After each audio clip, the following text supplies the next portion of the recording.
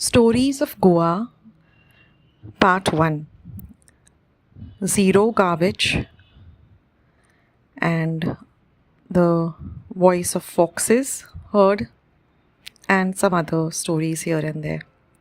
So, hi friends, welcome to Akshata's recipes. Today there's no recipe, but I had put a message on my community page, saying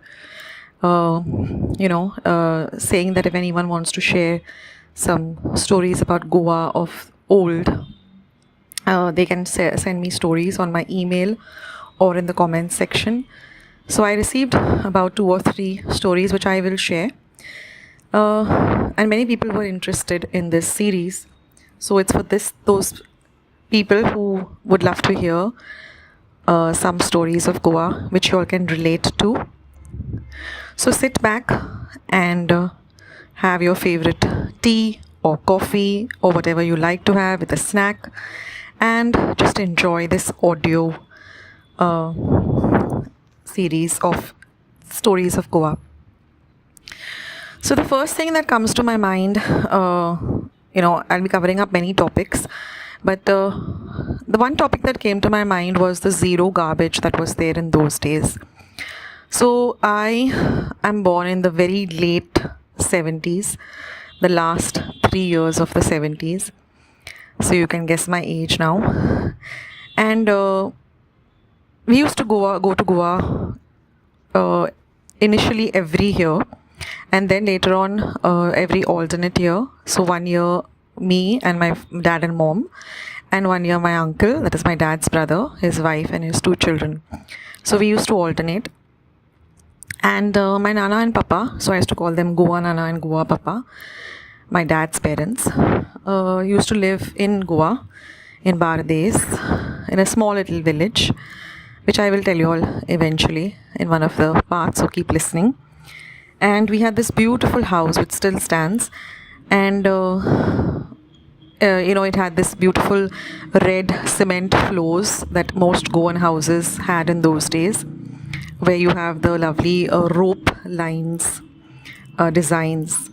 And we had a beautiful balcony, which is a must in every Goan home, where friends come and gather to discuss the village politics. Or if anyone comes to the house for a short visit, normally people sit in the balcony, especially in the summer when it's very hot, in the evenings, just to enjoy some cool breeze. So the balcony is a very important place for old Goan homes.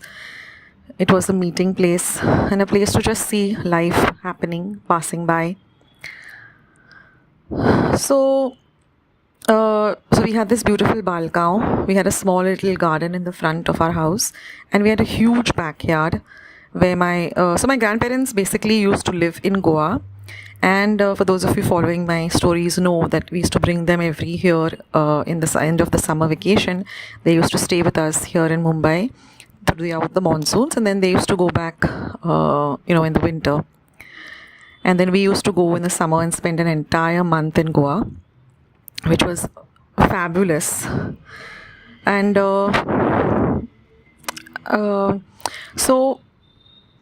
the backyard, my grandpapa had planted all kind of trees. We had all kind of mango trees, papaya, chiku, jackfruit, and a huge bamboo tree in the corner of the property, which I used to get really scared of because I've heard that there are many snakes in that bush, and my grandpa used to not allow me to go in that corner. And somehow coconut trees never grew on our property. My grandpa tried very hard, but there were no coconut trees growing on our property. And then my grandpa had built a big pit, in one side of the backyard, and our backyard was on a height from the house. Like the house was on a lower level, and then the backyard was a little bit higher. Every home, I think, at that time had a pit in the backyard where people used to, there was no plastic. There was no concept of plastic in those days. So whatever little bit of garbage used to be there, like it was no garbage, you can't call it garbage, it was just vegetable peels and fish scales, because we had a cat in our house, Melu, so she used to clean the fish like anything. So eat up all the remaining fish and only the scales, and I guess fruit peels and small little things which used to go into the garbage. And in the evening, every day, my grandpapa used to light it up, and that's the way they used to burn garbage. So there was no garbage van, there were no garbage pits, there were no garbage piles, which is very sad to see in Goa today. There's just plastic everywhere. Whenever we visit Goa, it's a very sad thing to see. But that is one thing which really stood out in my mind, that how people at that time used to reuse, recycle. Never anything was thrown out. Always mended and tried to use it to its maximum capacity. And treasured. All things were treasured at that time. And I think those values have passed on to us and our generation, and we pass it on to our kids and the next generation. So there's a saying that we belong to the generation where we don't throw away things that are broken, but try to work to fix it. Whether it is a relationship or a thing, we won't throw it out just because it's, we find it useless. We try to work on it and mend it and make it better. Little philosophy there. Anyway, so that was one thing, that there was no garbage at all. Clean as ever. Goa was very clean at that time. The second thing that I remember that struck me, which I'm going to share in the story, is the voice of foxes or kolhas or kole. So I remember there was no television at that time. There was nothing. There was just one old little radio that used to sit in my grandparents' hall. And my nana used to listen to the news on that. And then there used to be like some few konkani kantar that they used to play. That was it. And life used to stop in the sense, the day used to end very early. So we used to finish our dinner, I think, by 6:37. Before that, we used to say our rosary together in the hall. And then we used to sit, and then before eating dinner, we used to sit down in the balcony or the balcony. And my papa used to always have this small little peg of, I don't know what, I guess it was urak in the summer, or I have no clue, but I think brandy. But he used to always have this, and my dad used to have just one small, kind of a glass. And he lived till he was 86, and he had no health issues, no diabetes, no heart problems, anything. Because of the lifestyle, I guess, at that time. Clean food, no preservatives, fresh fruit every day, lot of fish in the diet. And so we used to sit in the evenings and just watch, people, hardly one or two people going by. There were no cars. You could just see like one person cycling in the evening back home. Street lights were very dim, and we had big fields in front of us, and just my cousin's house at the side, and they had a bakery. So that place was always, full of noise in the evening, so we used to not feel very lonely. But when it used to become very silent and pitch, like quiet, you could hear the sound of foxes. I still remember that sound of the foxes in the night. And, it was something very different. The feeling was very different. Foxes actually, calling out in the night. And we had this huge jungle at the back of our village. And there was a lot of wildlife. But these foxes and the sound of those foxes really remain even today in my mind. And I remember we had chickens in the house. So we had this my grandpapa had built, this wooden kind of a huge thing with a wire mesh. And my nana used to call all the chickens inside. She used to say, bah, bah, bah, bah, bah. And then they used to all come inside, and she used to put them all inside that cage and put them in the night. And whole night, if you go in the kitchen, you could hear the chickens making their sound. And of course, fresh eggs in the morning. And I remember one chicken, for some reason, and she used to always count the chickens. But I remember this one particular day, which is very distinct in my mind. She kept counting and recounting the chickens. So I asked her, Nana, kite zale? Kite kotta? So she said, Arey, one chicken is missing. I said, go in the backyard and see. She said, I went outside 2-3 times. She said, but I could not find the chicken only. So then my dad went out with a torch and everything, but we just couldn't find the chicken.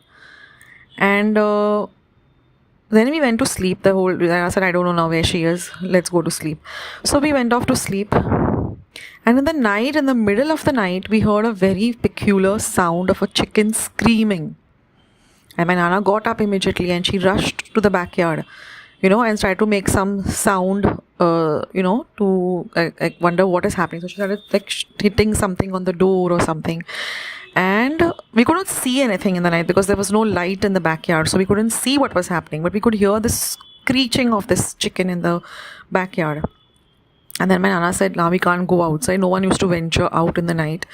Because more than being scared of someone a human being coming and attacking you, people were scared of wild animals, people were scared of snakes or something, and people were scared of ghosts also. So if you all know any ghost stories, please write to me on my email address if you don't want to share it in this comments. I have 1 or 2 ghost stories which I will share with you all in this series. So my Nana said, now it's of no use, let's all go to sleep. So I kept thinking, what happened? Was it the same chicken? Did a fox get her? And in the morning when my Nana went outside, she found the chicken. The chicken happened to go into that bamboo thing, and she got stuck over there and she couldn't come out. And the bamboo thing was at a very far end of the property. So no one used to go there in the night because of scare of snakes. So my Nana did not have the courage to go right up to there. But in the morning, we saw they were all feathers. So apparently a fox got the chicken. So that was one story which I still remember. And another story I remember of my childhood was, morning breakfast. Morning breakfast used to be amazing. So first of all, we had, eggs from home, fresh eggs from our lovely chickens. And we had beautiful chickens. They had beautiful colors. They're not like, they don't look like those chickens which you go to the market to buy, which are white and they look so scary and, all shriveled. These were like real healthy chickens. Beautiful colors. Hens, I mean to say, not chickens, I should say hens.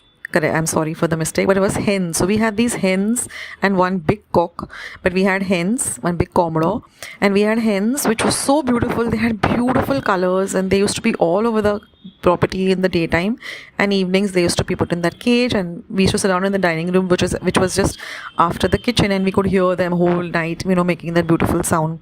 I love hens for some reason. And in the morning we used to have these beautiful fresh eggs, which was the yolk was so dark yellow, it was almost like a orange in color.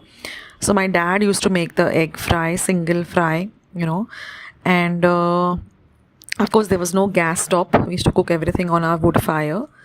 So lovely eggs. And then I remember there a bread wala used to come, the pav wala, early in the morning, and there was no sliced bread at that time.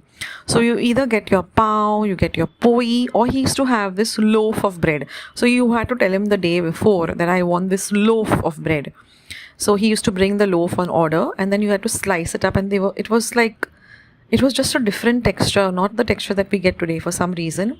And of course, butter and bread and jam and eggs and a big glass of tea. So it was heaven. Breakfast used to be really, really amazing. So these are the few things I remember, and I will be sharing many, many stories with you all in this series. Whenever I get the time, I'll be posting. And I would request you all to please send me stories. I will definitely be sharing, stories with you all over here. So somebody wrote to me, and his name was Peter D'Souza.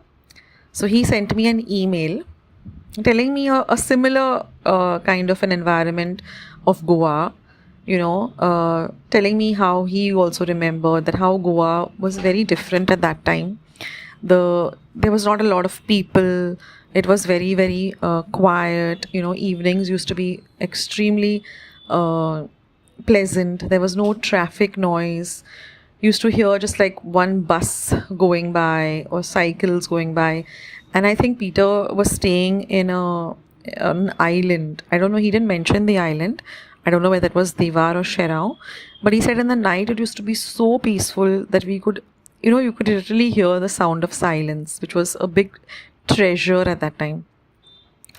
So this is a small story that Peter sent me. Thank you, Peter, for writing to me. And I would love if you all, send me stories so that we can pass on these stories to the future generations of the Goa that was, and if it can be the same again, which is going to be an impossibility because, of course, everyone wants to live the modern life. But these will always remain fresh in our minds. You know, the childhood that we had in Goa, especially the summer. We were in Goa mostly in the summer. Very rare we used to go, very rarely we used to go in the winter. If there was a family wedding or something, then we used to just go for 2-3 days. But that entire summer month of May was just pleasure. And all the houses in the village used to be full at that time. Everybody used to come down from Mumbai or from wherever, the Gulf or wherever people were, and the whole village used to be a buzz, and it was really, really amazing. So I'll just share this much with you all for today. So write your comments down in the comment section how you like today's story and whether you want to hear more stories, and please share your stories with me too. This is Akshata signing off. Bye.